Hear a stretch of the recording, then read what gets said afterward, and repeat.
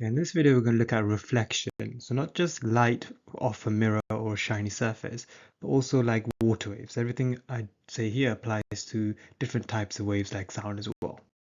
Here we've got a smooth surface, and I'm going to direct some light towards it or some kind of wave.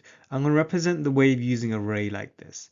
Okay, this is what we call the incident ray because that's a ray that's coming in and it's going to hit the smooth surface. We call it the incident ray, and it's going to obviously reflect off.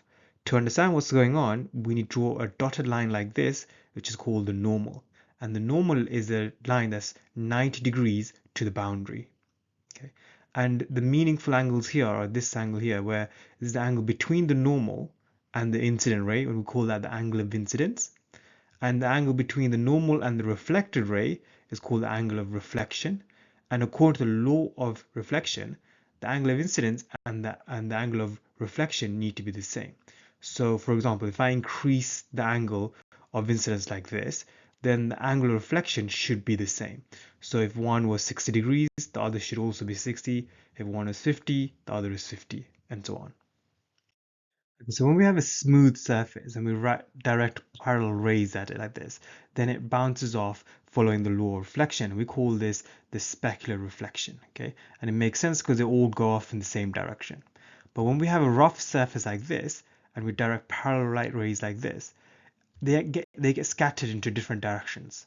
Okay, we call this diffuse reflection, and we say the light rays have been scattered and going off in different directions. So it's not to say that the law of reflection isn't being followed.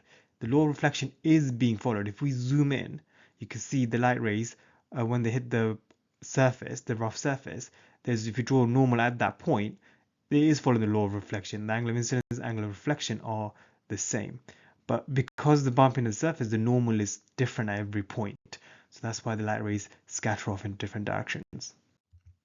Okay, an example question here. The diagram shows a laser light reflecting off a new mirror and old worn out mirror. Explain the observation.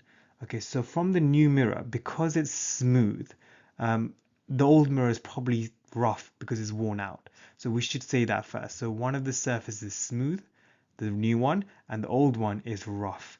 Okay, so from the smooth surface, we get specular reflection.